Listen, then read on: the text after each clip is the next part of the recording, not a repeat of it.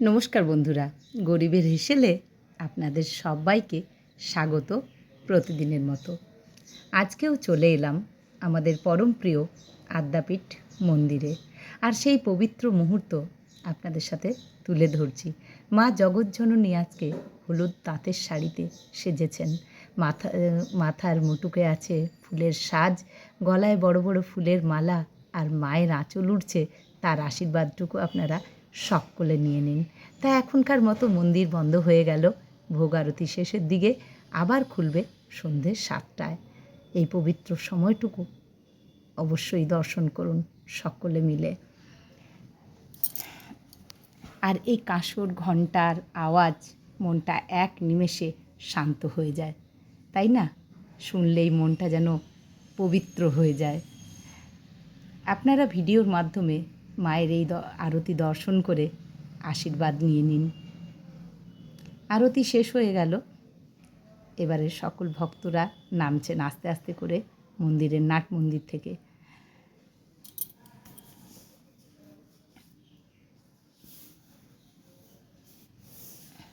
এবার দেখুন কত দূর দূরান্ত থেকে ভক্তরা ছুটে এসছেন মায়ের চরণে মাথা ঠেকাতে।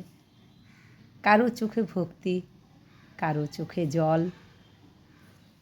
মায়ের টানে সবাই আজ এক জায়গায়।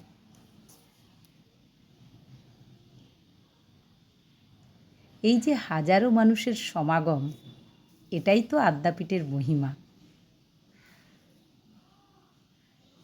এই কয়েকটা মিনিট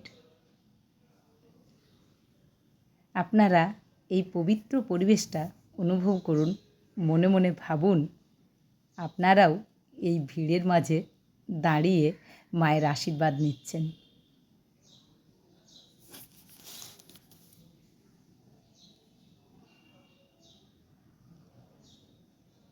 মায়ের আশীর্বাদ নিয়ে নিন মাথা পেতে।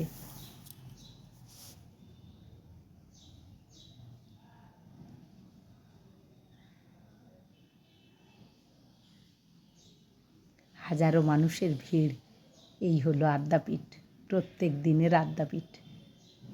আজকে 7ই এপ্রিল, আর আজকে হচ্ছে মঙ্গলবার। চলুন, মন্দির দর্শন হলো, ভক্তবৃন্দ দর্শন হলো, এবার আপনাদেরকে নিয়ে যাব সেই পবিত্র ভোগ ঘরে। বিশেষ জায়গা অন্নপূর্ণার ভোগ ঘরে।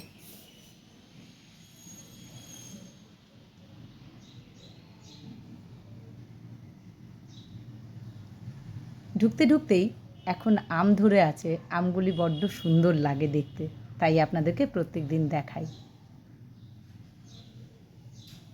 চলে এলাম সেই বিশেষ জায়গাটি, মা অন্নপূর্ণার ভোগঘর। এখানে রাজকীয় ভোগের আয়োজন দেখার মতো। আদ্যাপীঠের ভোগের নিয়ম আর সাজানো একদম আলাদা। চলুন একে একে সব ঠাকুরের ভোগ দর্শন করি।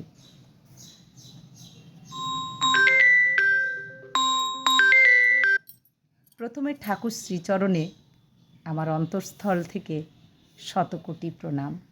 ঠাকুরের অন্নভোগে আছে আজকে আসন, জল, নুন, লেবু, 12.5 চালের সেদ্ধ চালের অন্নভোগ। আজকে আছে পদের শুক্তো, 5 রকমের ভাজা, উচ্ছে ভাজা, আলু ভাজা, পটল ভাজা, বেগুন ভাজা। এখানে আছে মুগের ডাল, 5 মিশালি সবজি, আলু ফুলকপির তরকারি, ধোকার ডালনা। এখানে আছে চানা পনির, চাটনি, পুষ্পান্ন।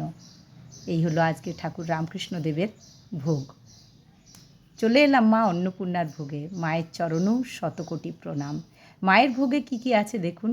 এখানেও আসন আছে, জল, নুন, লেবু আছে। মায়ের 22.5 চালের সেদ্ধ চালের অন্নভোগ। এখানেও শুক্তো আছে, 5 রকম ভাজা, ডাল, 5 মিশালি সবজি, আলু ফুলকপির তরকারি, ধোকার ডালনা, চানা পনির, চাটনি, পুষ্পান্ন। রাজকীয় ভোগের আয়োজন আদ্যাপীঠ মন্দির থেকে। আজকে 7ই এপ্রিল, মঙ্গলবার। দর্শন করুন, আশীর্বাদ লাভ করুন মহামায়ার এই ভোগ দর্শন করে। চলে এলাম রাধা মাধবের ভোগের কাছে। রাধা মাধবের ভোগেও কিন্তু চরণে শতকোটি প্রণাম।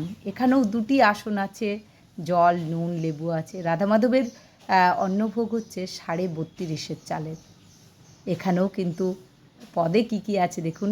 গোবিন্দভোগ চালের 32.5 চালের পদে আছে শুক্তো, 5 রকমের ভাজা, মুগের ডাল, এখানে আছে 5 মিশালির সবজি, আলু ফুলকপির তরকারি, ধোকার ডালনা, চানা পনির, আর সঙ্গে আছে চাটনি, পুষ্পান্ন।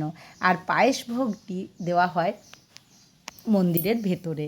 আপনারা জানেন এখানে মুখার্জি বাবা সকালবেলা 8টার সময় হোম করেন ভোগ নিবেদন করার আগে।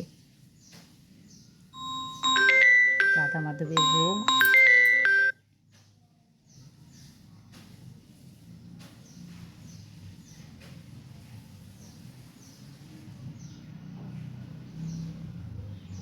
মায়ের ভোগ, ঠাকুরের ভোগ। মায়ের গর্ভগৃহে যেমনভাবে মূর্তি সাজানো আছে মায়ের দেবীর, তেমনি এখানে প্রথমে ঠাকুর, তারপরে মা, তারপরে রাধা মাধব।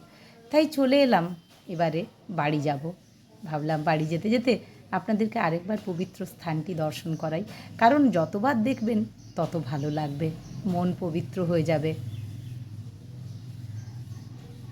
তাই চলে এলাম বাড়ি যেতে যেতে। যেখান থেকে আপনাদেরকে নিয়ে গেছিলাম সেখানেই আবার ফিরে এলাম নাট মন্দিরের সামনের দিকটি। এখানে কিন্তু ছোট মন্দিরেও 11:45 সময় অঞ্জলি দেওয়া হয়। ছোট মন্দিরের পুজো কিন্তু 12টা পর্যন্ত নেওয়া হয়। কেউ যদি একটু দেরি করে আসেন ফিরে যাবেন না, কারণ ছোট মন্দিরে আপনারা পুজো দিতে পারবেন। মা তো একই, বড় মন্দিরেরও মা যা, ইনি হচ্ছেন আদিমা। আর অঞ্জলি আরম্ভ হয় সকাল 8টায়, আবার সকাল 8টায় আরম্ভ হয়ে যায়, তারপরে 8:30, তারপরে 9টা, 9:30, 10টা, তারপরে 11:45। জয় মা। চলে গেলাম, এবার বাড়ি যাব। এই যে মন্দির, ঢুকতেই এই অপূর্ব স্থানটি দেখলে বড্ড মন ভালো হয়ে যায়। আর মায়ের আশীর্বাদ সকলের মাথায় যেন বিরাজিত হয় পড়ে।